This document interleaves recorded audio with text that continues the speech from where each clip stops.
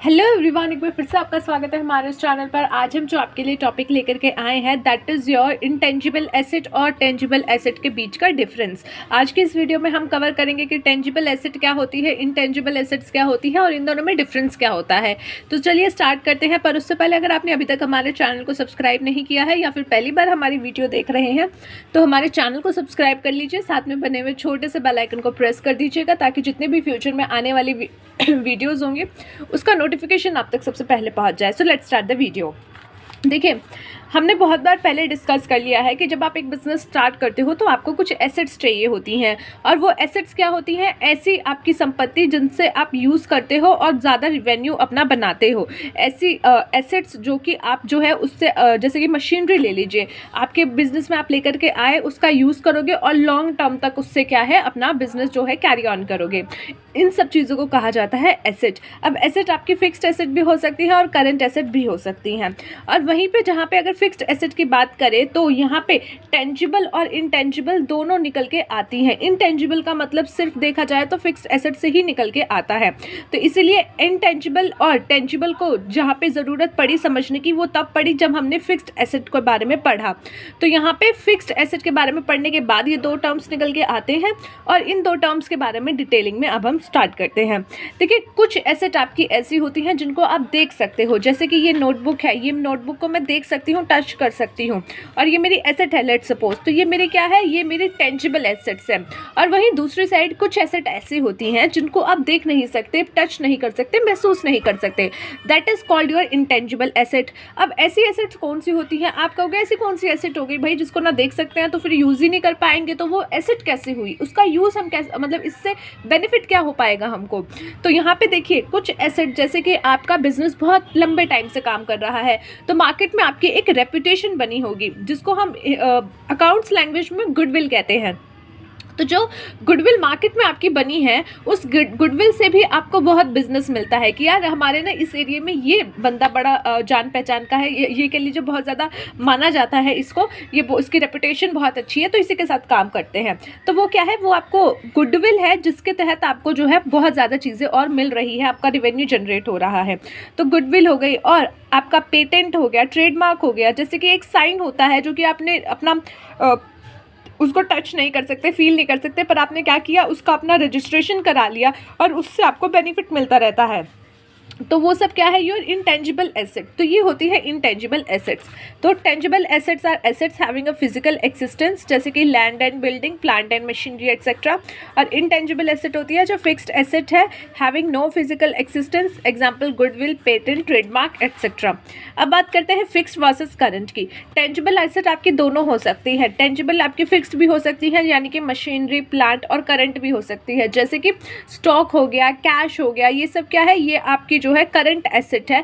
Current asset है पर आप इसको टच कर सकते हो, आप फील कर सकते हो। तो ये क्या है? आपकी करंट एसेट और फिक्स्ड एसेट जो कि टेंजिबल है, टच किया जा सकता है, महसूस किया जा सकता है।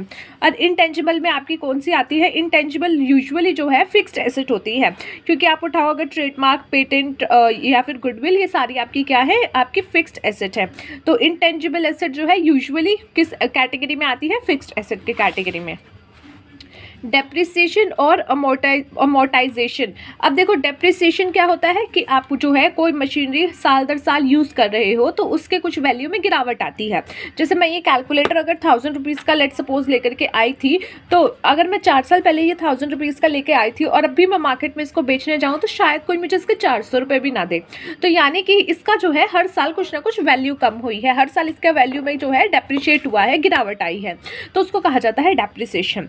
टेंजिबल एसेट्स क्या होती है? डेप्रिशिएट होती हैं, जैसे कि प्लांट एंड मशीनरी हो गई, उसका क्या है? आप यूज़ कर रहे हो, वो हर साल क्या होगी? डेप्रिशिएट होगी।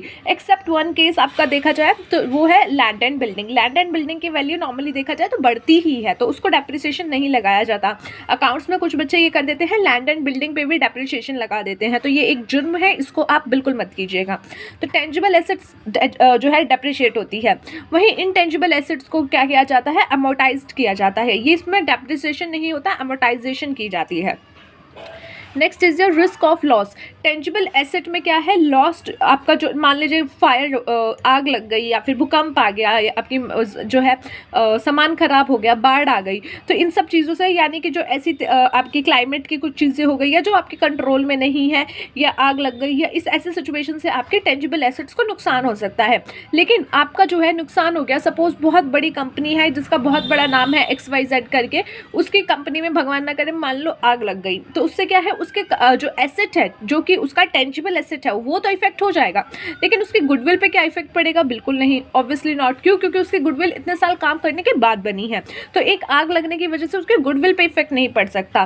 तो टेंजिबल एसेट में इन सब चीज़ों का रिस्क ऑफ लॉस हो सकता है, बट इनटेंजिबल एसेट में ऐसा लॉस नहीं हो सकता दैट ड्यू टू फायर कुछ हो गया या आपका बाढ़ से कुछ हो गया। Next is your acceptance as security. अब मान लो मैंने जो है कहीं से कुछ पैसा लेना है, यानी कि मुझे कहीं से कुछ लोन उठाना है, तो उस सिचुएशन में मेरी जो टेंजिबल एसेट्स हैं, जैसे कि फॉर एग्जांपल मेरी प्लांट एंड मशीनरी है, मेरी लैंड एंड बिल्डिंग है, मैं उनको एज अ सिक्योरिटी रख करके लोन उठा सकती हूँ। तो यहाँ पे टेंजिबल एसेट्स के लिए लेंडर्स जो है वो एक्सेप्ट कर लेते हैं आपकी वो tangible asset as a security. But वहीं पर अगर मैं किसी के पास जाऊँ, मैं कहूँ यार मेरी बहुत गुडविल है, तू मेरी गुडविल रख ले, ठीक है, और मुझे जो है लोन दे दे, तो वो मेरे को पहले देखेगा, फिर कहेगा पागल है, पता नहीं कहाँ से आ गई है, तो ऐसी सिचुएशन बनेगी। यानी कि आपका जो है सिर्फ वही एसेट जो दिखता है, जो एक्चुअली में दिखता है, उसी की वैल्यू मानी जाती है। तो जो दिखता है उसी के ऊपर आपको लोन दिया जा सकता है, लेकिन जो नहीं दिख रही हैं चीज़ें, जो एसेट नहीं दिख रही हैं पर आपके पास हैं, उनके ऊपर जो है आपको लोन देने वाला यूजुअली लोन नहीं देगा। सो टेंजिबल एसेट्स के ऊपर क्या है, इसको जो है एज अ सिक्योरिटी एक्सेप्ट कर लेगा लेंडर, बट इनटेंजिबल एसेट्स को एज अ सिक्योरिटी जो है वो एक्सेप्ट नहीं करेगा। Okay, so that's it for today guys. मिलते हैं नेक्स्ट वीडियो में एक अगले टॉपिक के साथ। तब तक के लिए take care of yourself and take care of your health.